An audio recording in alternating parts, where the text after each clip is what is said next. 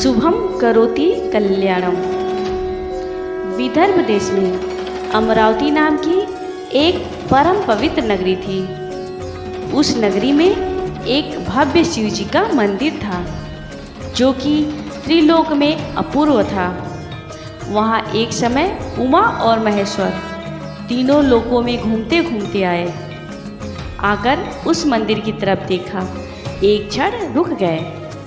इतने में ही पार्वती जी ने शिव जी से कहा, मेरी अभिलाषा है कि आप और हम आपस में मिलकर चौपड़ खेलें। पार्वती जी की ऐसी बात सुनकर शिव जी ने कहा, मैं सहमत हूँ। इतना सुनते ही पार्वती जी ने चौपड़ का खेल आरंभ कर दिया और दोनों ने अपना अपना दांव लगाया। इस बात को उस मंदिर का गुरु पुजारी देख रहा था। उस पुजारी से पार्वती जी ने पूछा, यह दांव किसने जीता? पुजारी ने कहा, यह दांव शिव जी ने जीता है। फिर दूसरा दांव लगाया गया, उस दांव को भी पार्वती जी ने जीता। पुनः पूछा, कहो पुजारी, अब यह दांव किसने जीता? पुजारी ने कहा, इसे भी शिव जी ने जीता है। पार्वती जी ने कहा, तुम असत्य बोलते हो। मैं श्राप देती हूँ कि तुम्हारे शरीर में कोढ़ हो। ऐसा कहकर शिव और पार्वती कैलाश। इसके पश्चात पुजारी को तुरंत ही कोढ़ हो जाने से पुजारी के शरीर की कांति नष्ट हो गई। इससे दुखी वह रोग से छुटकारा पाने का उपाय विचारने लगा। कालांतर में एक अति सुंदर अप्सरा पूजा की सामग्री सहित शिव पार्वती पूजन के लिए उसी मंदिर में आई। उस अप्सरा ने पुजारी की विकृत दशा को देखकर कहा, आपको यह रोग होने का क्या कारण है? भयभीत होकर उसने पार्वती जी के श्राप होने का कारण बताया। सारी बात को सुनकर अप्सरा ने कहा, किसी बात की चिंता न करते हुए 16 सोमवार व्रत करें तो आप रोग से मुक्ति पा सकते हैं। यह सुनकर पुजारी ने विनम्र भाव से अप्सरा से प्रार्थना की, हे मात, मुझे इस व्रत की पूरी विधि बताने की कृपा करो। अप्सरा ने कहा, पुजारी, दिन भर निराहार व्रत रहकर सायंकाल 16 उपचारों द्वारा उमा महेश्वर का अर्चन करो। आधा सेर आटे को सानकर उससे 3 बाटी 3 जगह अंगारों पर बना उसमें गुड़ और घी मिलाकर खाओ। उस दिन नमक न स्पर्श करो। 17वें सोमवार को 5 सेर आटे का चूरमा बनाकर उसमें गुड़ और घी मिला दो। उस बने चूरमे को मंदिर में ले जाकर 3 भाग बराबर बराबर कर एक भाग को उमा महेश्वर को अर्पण करो और दूसरे भाग को उस मंदिर में बांट दो। अवशिष्ट एक भाग को घर ले आकर कुटुंब सहित भक्षण करो। तो पुजारी देवता, तुम्हारा रोग दूर हो जाएगा। ऐसा दृढ़तर वचन सुनकर पुजारी ने अप्सरा द्वारा बताए व्रत को प्रारंभ किया, जिससे उसका रोग दूर हो गया। कुछ समय बाद यात्रा की इच्छा से पुनः शिव पार्वती भ्रमण करते हुए उसी मंदिर में आ पहुँचे। उस पुजारी को देखकर पार्वती जी ने पूछा, पुजारी, तुम्हारा रोग कैसे छूटा?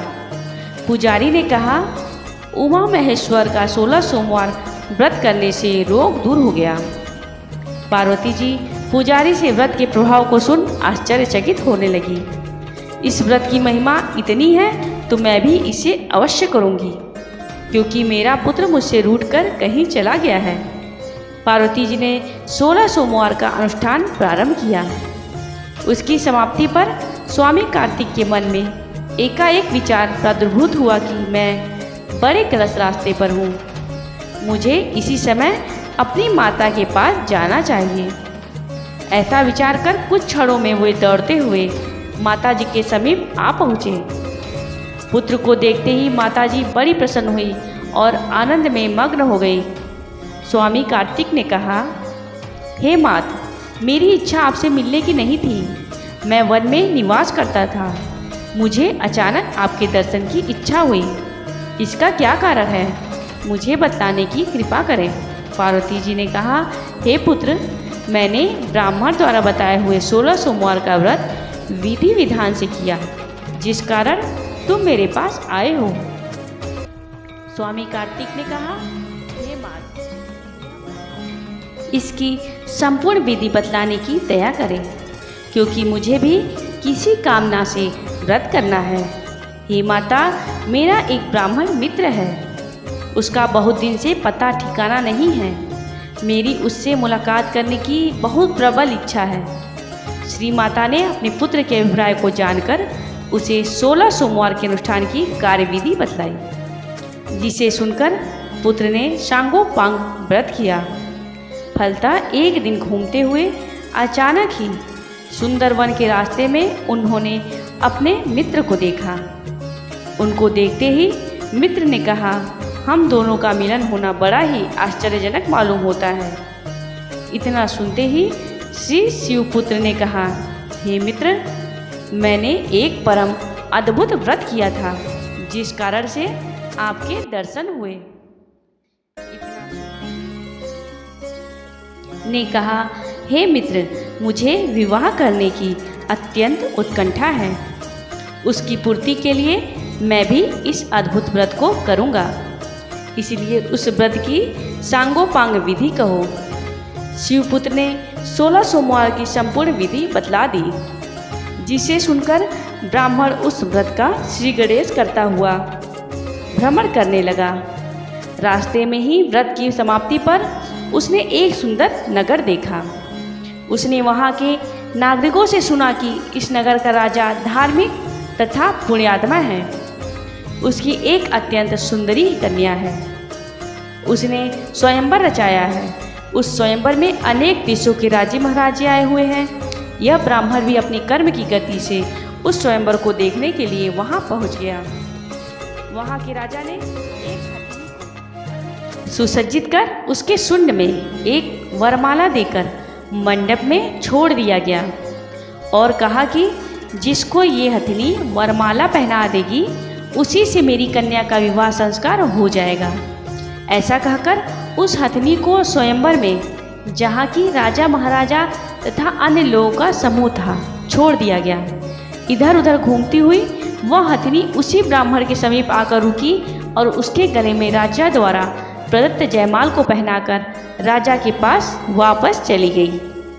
राजा ने अपने प्रतिज्ञानुसार बड़े समारोह के साथ उस ब्राह्मण के साथ अपनी कन्या का पाणी ग्रहण संस्कार कर दिया तथा उसे बहुत सी राजोचित सामग्री भी दी। बहुत दिन बीतने पर एक दिन एकांत में राजकन्या ने अपने पतिदेव से पूछा, हे प्राणनाथ, आप देश विदेश भ्रमण में तत्पर थे, आपने ऐसा क्या पुण्य किया था जिससे मुझे प्राप्त किया? ब्राह्मण ने कहा, हे प्रिय, मैंने 16 सोमवार का व्रत अनुष्ठान किया, उसी के प्रभाव से तुम मेरी अत्यंत सुंदरी पत्नी बनी। ऐसा सुन राजकन्या ने बहुत ही आश्चर्यचकित हो कहने लगी, हे प्राणनाथ, मैं इस व्रत के प्रभाव को देखना चाहती हूँ। उसने पुत्र की इच्छा से 16 सोमवार का व्रतानुष्ठान किया, जिसके प्रभाव से उसे पुत्र उत्पन्न हो गया। वह पुत्र 100 वर्ष की आयु वाला तेजस्वी, ज्ञानी, अनुभवी, विरक्त, पुण्यात्मा, शीलवान, प्रतापी, पिता माता की सेवा करने वाला और आज्ञाकारी हुआ। उससे द्विज दंपति बने। कुछ समय बाद पुत्र ने अपनी माता से पूछा, हे माता, आपको किस व्रत के पुण्य से सर्वगुण संपन्न पुत्र होने का वर मिला? माता ने कहा, पुत्र, मैंने शिव व्रत द्वारा शूलपाणी को प्रसन्न कर सर्वगुण संपन्न तुमको पाया। ऐसा सुन पुत्र ने कहा, माता, मुझे इस व्रत की पूरी महिमा बताओ। मेरी इच्छा है कि मैं किसी राज सिंहासन पर विराजमान हूँ। माता ने जिसे उस पुत्र ने करने का संकल्प किया। एक समय वह पुत्र व्रत पूर्वक तथा भ्रमण करता हुआ एक देश में पहुँचा। वहाँ एक वृद्ध राजा राज्य करता था। उसे केवल एक कन्या थी, अतः राजा ने एक स्वयंवर रचाया था।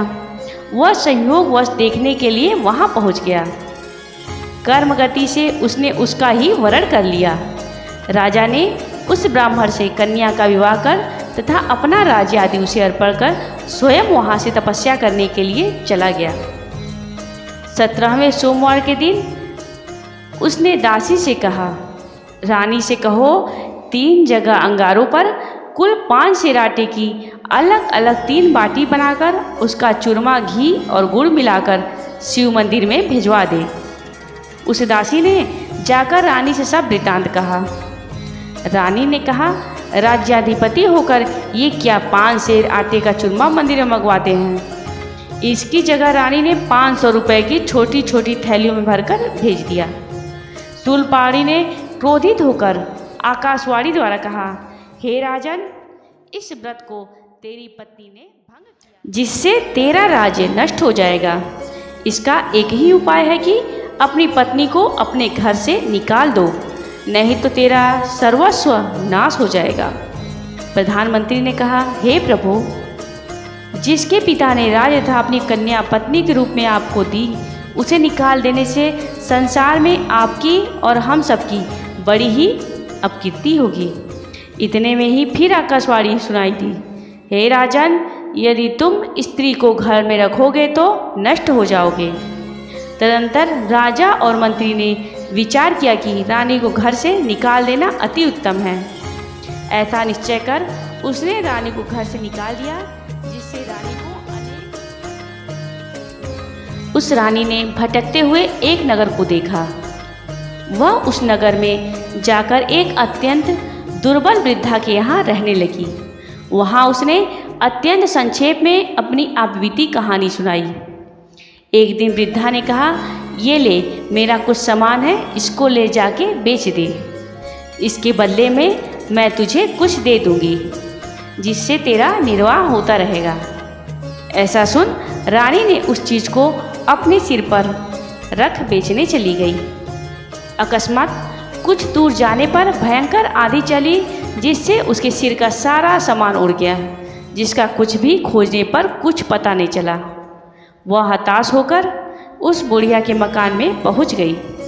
वहां उसने बुढ़िया को आद्योपांत कथा का सुनाई। सुनते ही क्रोध में होकर बुढ़िया ने उसे उसी क्षण निकाल दिया। अब वो वहां से घूमती हुई किसी तेली के घर में। कुछ दिन बाद उस रानी ने तेली के द्वारा रखे हुए 4 घड़ों को देखा, जो कि तेल से भरे थे। होनहार गति के प्रभाव से उन घड़ों का तेल गायब हो गया। इस घटना से तेली ने कहा, इसी समय मेरे घर को छोड़ दो, नहीं तो हम भिखारी हो जाएंगे। ऐसा कहा उसे घर से निकाल दिया। वहाँ से वह एक रमणीक नदी के किनारे पहुँची। उस नदी का जल स्पर्श मात्र से सूख गया तो वह जंगल में भटकने लगी। कुछ दूर पर उसने एक तालाब देखा, जिसमें निर्मल पानी था। वह तालाब के समीप जल पीने के लिए गई। देखा तो उस तालाब के निर्मल जल में कीड़े पड़े हैं।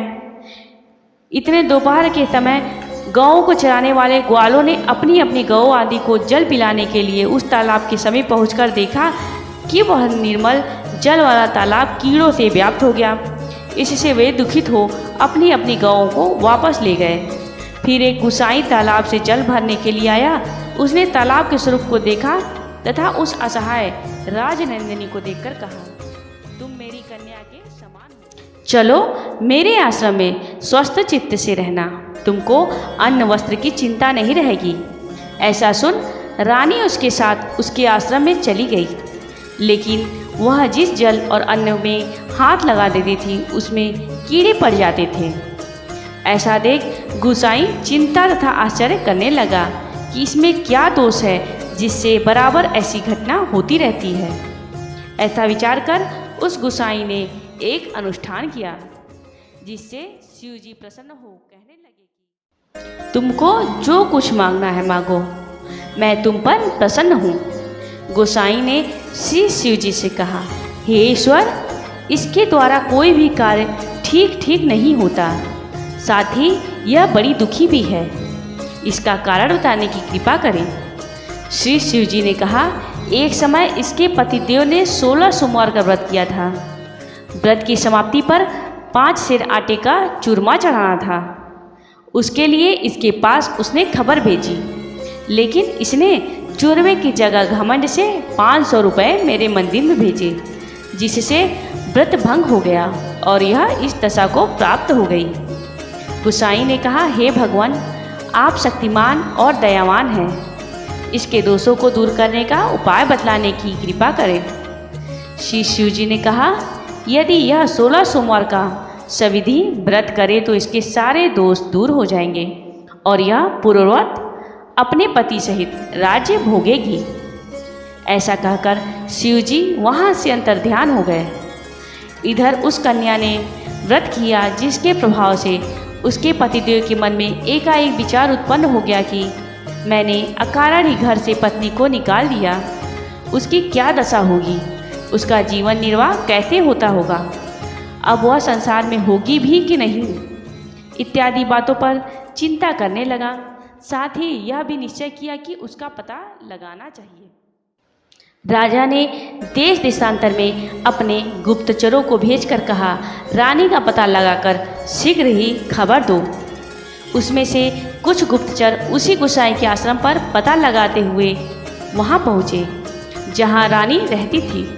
उन लोगों ने गुसाई से रानी का सारा परिचय बताया और कहा उनको हमारे साथ भेज देने की कृपा करें।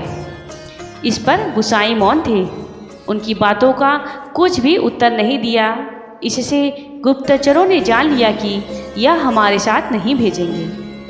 उन लोगों ने आकर सारी बात राजा को बता दी, जिसको सुनकर वे बहुत प्रसन्न हुए और मंत्री से सलाह कर बड़े समारोह के साथ वृद्ध प्रधानमंत्री को साथ लेकर उसी स्थान पर वहाँ गुसाई को दंडवत किया। बड़े प्रेम से मिले, वस्त्र आभूषण द्वारा योगेश्वर की पूजा की तथा रानी को हटाने का सारा वृत्तांत भी कहा। गुसाई ने कहा, हे राजन, मैंने इसे अपनी कन्या समझकर ही लालन पालन किया, अब आप इसका लालन पालन करें। यह कहकर उन्होंने उस महासती रानी को समर्पित किया। राजा ने रानी को अपने नगर पहुंचने पर बाजे गाने के साथ एवं याचक और ब्राह्मणों को दान देकर घर में प्रवेश कराया। जो 16 सोमवार व्रत करेगा वह सदा ही सुखी रहेगा। जय भोलेनाथ, जय भोलेनाथ। वेदमित्र तथा सारस्वत ब्राह्मण की कथा। किसी समय विदर्भ देश में वेदमित्र और सारस्वत नाम के 2 ब्राह्मण थे। दोनों मित्रता के भाव से रहते थे। ये दोनों बड़े ही विद्वान, सदाचारी, स्नान संध्या आदि क्रियाओं को करते हुए जीवन यापन करते थे। वेदमित्र के एक पुत्र था जिसका नाम सुमेधा और सारस्वत के पुत्र का नाम सोमवंत था। ये दोनों पुत्र समवयस्क थे, साथ ही दोनों का यज्ञ आदि संस्कार भी हुआ था। दोनों बाल्यकाल में ही वेद, तर्कशास्त्र, व्याकरण, इतिहास, पुराण, धर्मशास्त्र आदि सब विद्याओं के पारंगत थे।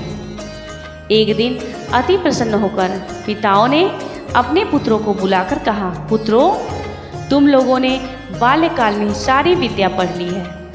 तुम्हारी अवस्था 16 साल की हो गई। तुम लोगों के विवाह का समय हो गया है। इसलिए विदर्भ देशी राजा को अपनी विद्या से प्रसन्न कर धनोपार्जन करो। ऐसा कहने पर वे दोनों द्विज नंदन विदर्भ राजा के समीप गए।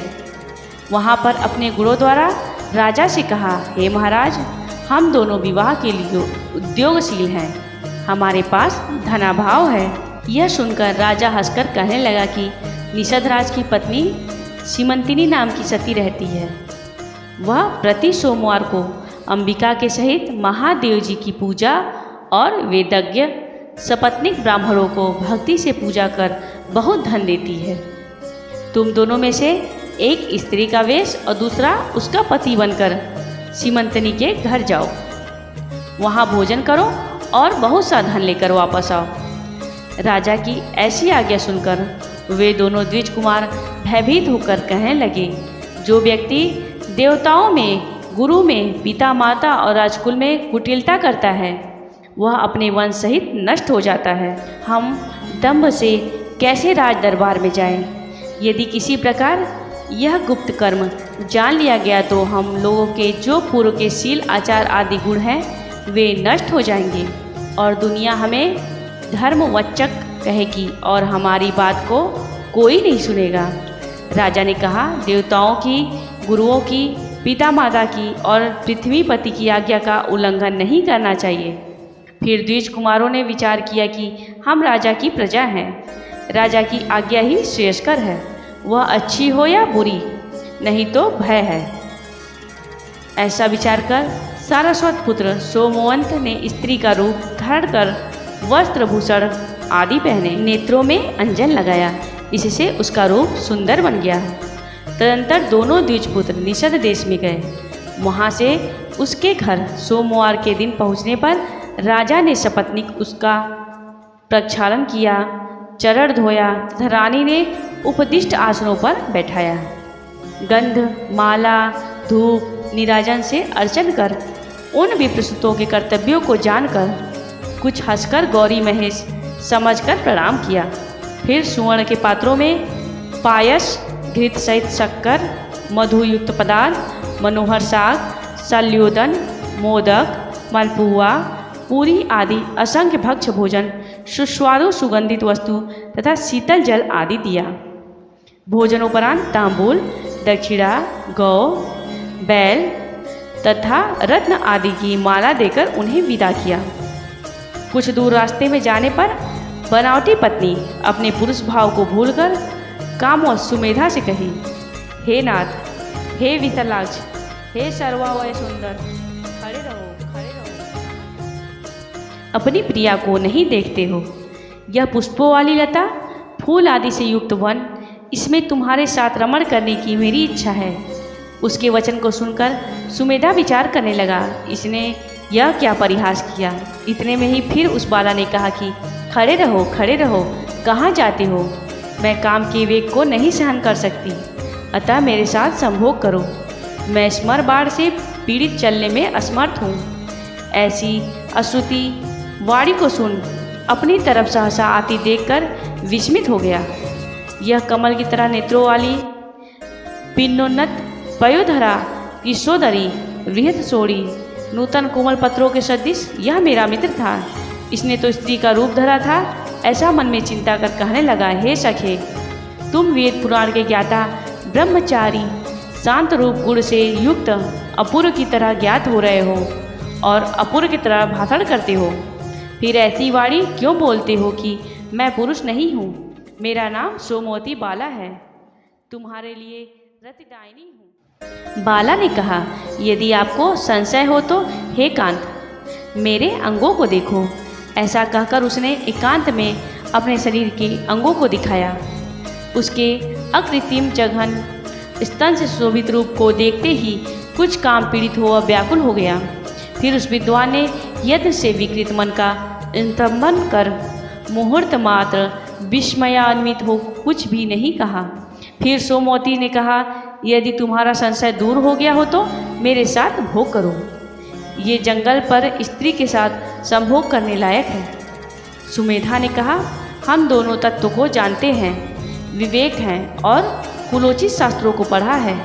क्या जार धर्म का सेवन करना उचित है? न तो तुम स्त्री हो न पुरुष हो, इसमें आत्मा ही गवाही देता है। यह सब तो हम लोगों का अपना निमित्त अनर्थ रूप मन द्वारा हुआ है। धूर्त राजा ने हमारे पिता माताओं को ठग लिया, हम लोगों ने अनुचित कर्म किया, जिससे तुमने स्त्री का रूप धरा और तुम राजमार्ग को छोड़कर वन में जाने के लिए कहते हो, जहाँ कांटे हैं और हिंसक जंतु बल द्वारा मार देते हैं। तुम समागम की चिंता छोड़कर विवेक का आश्रय लेकर चुपचाप घर चलो। देवद्विज प्रसाद से तुम्हारा स्त्री रूप तुम्हारे पिता द्वारा नष्ट हो जाएगा, या दय योग से यदि स्त्री का रूप ही रहा तो तुम्हें दे देने पर ही तुम्हारे साथ रमण करूँगा। इतना कहने पर भी उस रति विहला ने उसे आलिंगन कर उसके अधर पल्लवों का चुंबन कर ही लिया। उस बुद्धिमान ने घर में आकर सारी कथा अपने पिताजी को सुनाई, जिसको सुनकर वेदमित्र और सारस्वत क्रोधित हो शोकमग्न हो गए। वे इन कुमारों के साथ राजा के पास गए। वहाँ जाकर सारस्वत ने राजा से कहा, हे राजन, मेरे पुत्र को देखो, जो तुम्हारे शासन यंत्र में कसा है।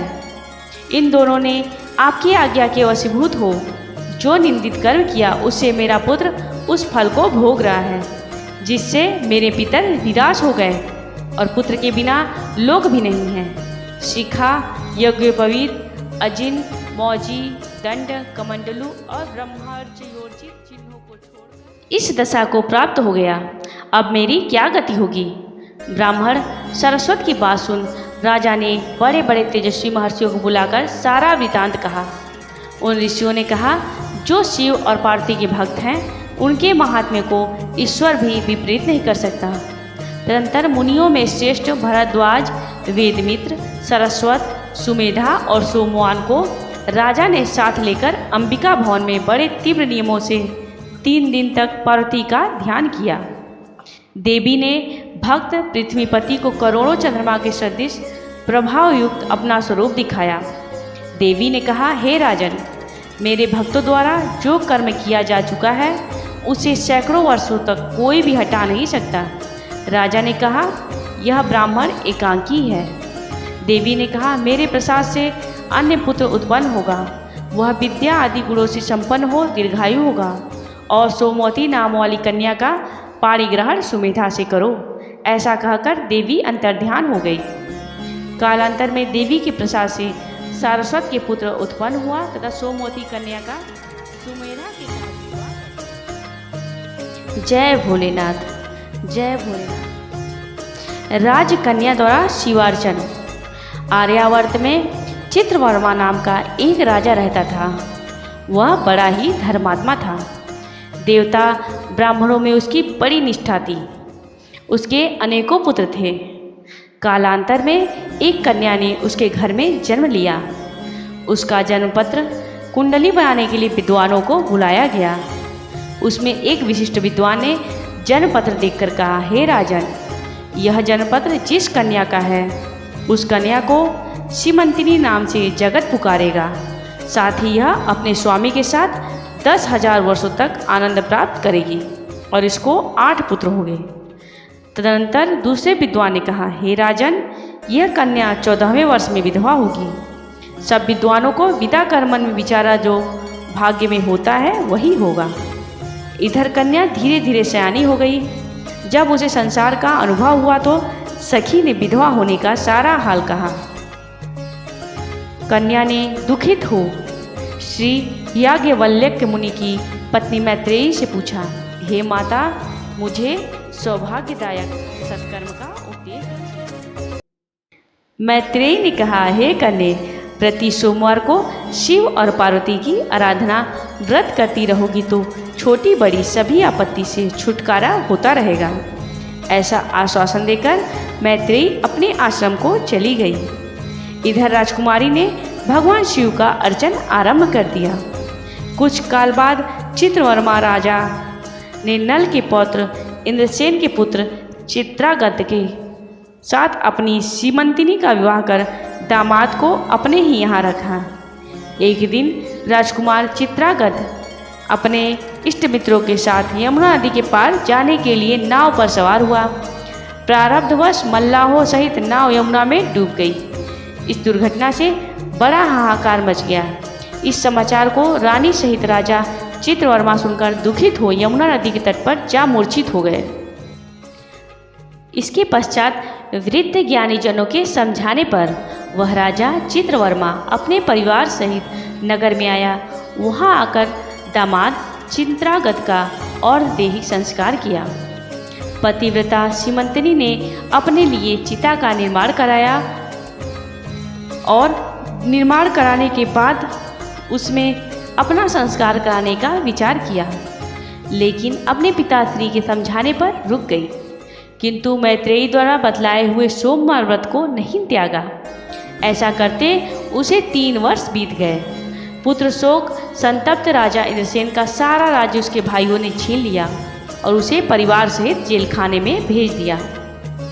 इधर इंद्रसेन पुत्र चित्रागत ने यमुना की गहराई में जाते आते नागबंधु स्त्रियों को जल क्रीड़ा में निमग्न देखा। राजकुमार को देख वे बड़ी विस्मित हुई तथा उसे पाताल लोक में ले गई। वहाँ तक्षक ने नागिनों से पूछा, यह कौन है, कहाँ से आया है? नागिनों ने कहा, हम लोगों ने इसे जमुना जल में देखा है, हम इसके वंश तथा नाम को नहीं जानती। तक्षक ने राजकुमार से पूछा, तुम किसके लड़की हो, कौन सा देश है और यहाँ पर आने का क्या कारण है? उसके वंश का परिचय दिया और कहा, हे तक्षक, यहाँ नाग पत्नियाँ मुझे आपके पास ले आई हैं। तक्षक ने कहा, हे राजकुमार, भय मत करो, तुम किस देवता की पूजा करते हो? राजकुमार ने कहा, मैं भगवान उमापति की पूजा करता हूँ। तक्षक प्रसन्न होकर कहने लगे, हे राजेंद्र नंदन, तुम यहाँ पर ही रहो, यहाँ कभी न बुढ़ापा, न रोग, न मृत्यु का भय है। राजकुमार ने कहा, हे नागराज, मेरा विवाह हो चुका है, मेरी पत्नी शिव पूजा करने वाली है, मैं अपने पिता का एक ही लड़का हूँ, वहाँ सब मुझको मर गया है ऐसा समझकर शोक से संतप्त होंगे, अतः आप मुझे उसी मनुष्य लोक में पहुँचवा देवें। तक्षक बोला, सुनो राजकुमार, जब कभी मेरा स्मरण करोगे तो मैं तुम्हारे सम्मुख रहूँगा। ऐसा कहकर उस नागराज ने उसे सफ़ेद रंग का घोड़ा दिया, रत्न के आभूषण, दिव्य वस्त्र और 2 व्यक्ति उनकी रक्षा के लिए दिए। चित्रांगद उसी घोड़े पर सवार हो चले पड़े। थोड़ी ही देर में यमुना जल के बाहर हो तट पर भ्रमण करने लगे। उसी समय सखियों के साथ पतिव्रता सीमंतिनी यमुना स्नान करने गई। उसने राजकुमार को मनुष्य रूपधारी नागकुमार के साथ घूमते हुए देखा। इधर राजकुमार मन में विचारने लगा, मैंने इसे देखा है। ऐसा विचार कर घोड़े से उतरकर नदी के किनारे उस स्त्री से पूछा, तुम कौन हो, किसकी पत्नी हो और किसकी लड़की हो? सीमंतिनी लज्जा व स्वयं कुछ न कह सकी तो उसकी सखी ने सारी बातें बताई, जिसके ससुर का राज्य भी क्षत्रियों ने छीनकर रानी सहित महाराज को जेलखाने में भेज दिया, पर विपत्तिग्रस्त सोमवार व्रत को अत्यंत भक्ति भाव से करती है। इधर सीमंतिनी ने भी स्वयं राजकुमार से पूछा, आप कौन हैं और ये आपके कौन हैं? जान पड़ता है कि मैंने कभी आपको देखा है। इतना कहते ही राजकुमारी सीमंतिनी के नेत्रों से अश्रुधारा बहने लगी और फूट फूट कर रुदन करने लगी। अपनी प्रिया के दुख को देखकर चिंत्रागत भी शोक व्याकुल हो 2 घड़ी तक मौन रहा।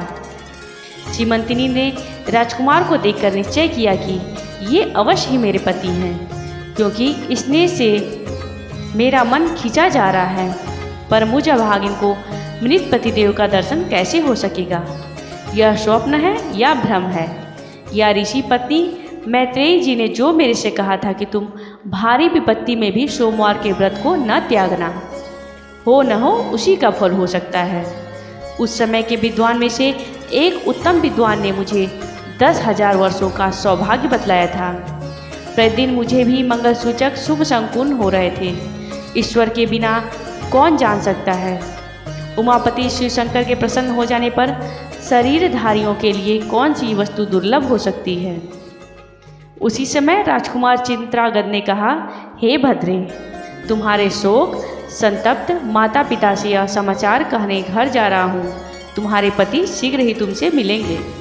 सीमंतिनी को आश्वासन दे राजकुमार उसी घोड़े पर सवार हो अपने दोनों साथियों के साथ ही शीघ्र ही अपने राज्य में पहुँच गए। वहाँ पर नागराज के पुत्रों को राज्य सिंहासन पर अधिकार किए हुए बांधवों के समीप भेजा। नागकुमारों ने उनके बांधवों से कहा, तुम लोग जल्दी ही इंद्रसेन महाराज को जेल खाने से मुक्त करो और राज सिंहासन का त्याग कर दूर हो जाओ, क्योंकि महाराज के पुत्र चिंत्रागत पाताल लोक से वापस आ गए हैं। नागकुमार की सारी बातें सुनकर शत्रुओं ने राजा इंद्रसेन को जेल से मुक्त किया तथा उनका राज्य सिंहासन भी लौटा दिया। इधर महाराज और रानी ने सुना कि मेरा पुत्र आ गया है। वे नागरिक, मंत्री, पुरोहित आदि के साथ चिंत्रागत पुत्र को हृदय से लगाकर प्रेमाश्रु बहाने लगे। इधर राजकुमार ने माता पिता के चरणों प्रणाम किया, फिर नगरवासियों से मिलकर पाताल लोक का सारा वृतांत का सुनाया। फिर महाराज ने संदेशवाहक को उपहार में बहुत सी धनराशि दी और पुत्रवधू को बुलाकर उसके वैधव्य चिन्हों को हटवाया और चित्रवर्मा ने चिंत्रागत के साथ अपनी कन्या सीमंतिनी को विदा कर दिया। चिंत्रागत ने तक्षक द्वारा प्राप्त रत्नादिकों को अपनी पत्नी को दिया। संसार में शिव पूजन व्रत आदि से मनुष्य क्या नहीं कर सकता। राजा चिंत्रागत ने अपनी धर्मपत्नी सीमंतनी के साथ 10,000 वर्षों तक सुख प्राप्त किया। उससे 8 पुत्र और कन्या का जन्म हुआ। सोमवार व्रत के प्रभाव से उसने अप्राप्त सौभाग्य प्राप्त किया। जय भोलेनाथ। इस प्रकार 16 सोमवार व्रत कथा समाप्त हुआ। जय